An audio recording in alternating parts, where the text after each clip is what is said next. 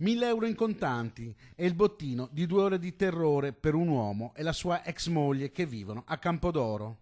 Mancavano pochi minuti alla mezzanotte quando l'uomo, 71 anni, si è presentato, come fa di solito, in casa della ex con cui sono in ottimi rapporti. I malviventi erano già lì, come ha raccontato lui stesso al sindaco del paese, Gianfranco Vezzaro. Lui è arrivato e stavano armeggiando sull'ingresso principale dell'abitazione.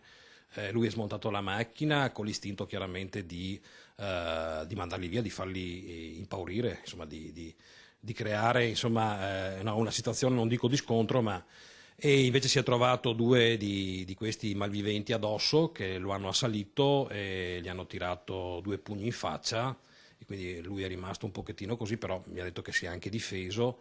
Erano incappucciati e molto decisi, un comando quasi militare, uomini dell'Est.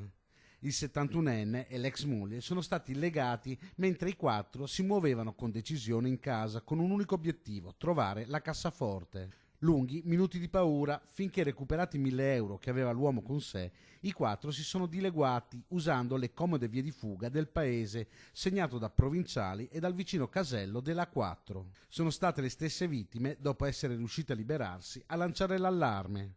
Sulla rapina stanno indagando i carabinieri che hanno sentito la coppia e stanno passando al setaccio le immagini delle telecamere di videosorveglianza del comune. A Campodoro, parola di sindaco, i residenti sono preoccupati. Noi siamo preoccupati di questo fatto, è un fatto grave, un fatto di violenza. Noi stiamo cercando naturalmente, ci siamo insediati da poco, ma stiamo cercando di aumentare la sicurezza.